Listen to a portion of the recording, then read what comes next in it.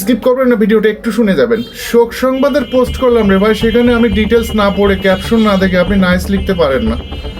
এরকম অ্যাভেলেবেল হচ্ছে শোক সংবাদের কোনো ভিডিও কোনো কিছু দিলেই বা ছবি আপলোড করলে সেইখানে অসাধারণ হয়েছে, অনেক সুন্দর। আবার কেউ বলেন সাপোর্ট করলে সাপোর্ট পাবেন, ঘুরে আসবেন, ফলো দিয়ে গেলাম, এটা করলাম ওইটা করলাম। এইগুলো কেন রে ভাই?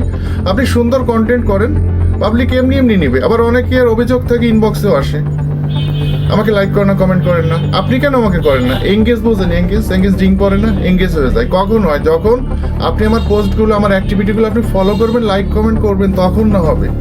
তখন অটোমেটিকলি আপনার নোটিফিকেশনগুলো আমার সামনে চলে আসবে। That's enough. এগুলো চাইয়ে নিতে হয় না, বুঝেন নাই? মানে কেউ মাইন্ড করেন না, মানে ভিক্ষা যাওয়া অভ্যাসটা আমাদের গেল না। আমি দেখছি আমার অনেক পোস্টে, আমি তো মানে অ্যানালাইসিস করি, যে দেখি অসাধারণ ভিডিওটা খুব ভালো লাগলো, 2বার দেখলাম, 5বার দেখলাম, অথচ আমি ঢুকে দেখছি আপনি অনলি 3 সেকেন্ড দেখছেন। 3 সেকেন্ড ভিডিও দেখে এটা কমেন্ট করেন কিভাবে? এটা আশা করি না। মিথ্যার আশ্রয় নিয়েন না, দরকার নাই।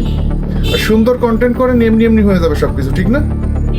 এগুলো করার দরকার না। একটা পোস্ট করলে পোস্ট একটু ফলো করতে হয়। নতুন অনেকেই কাজ শুরু করছেন, মানে কি একটা অবস্থা হয়েছে। আর বেশি বেশি নিজে লাইভ করেন, কি বলবো মানে। আর দাদা ভাই দিদি ভাই কি, আমি কি ভারত থেকে আসছি বলেন, না কোথা থেকে? মাইন্ড করেন না, আমি কোনো অহংকার করে কথা বলতেছি না।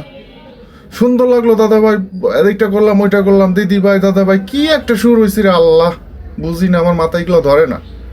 অন্তত একটা পোস্ট করলে একটু দেখেন, অ্যাটলিস্ট দেখে নেন যে এটা কি করছে লোকটা।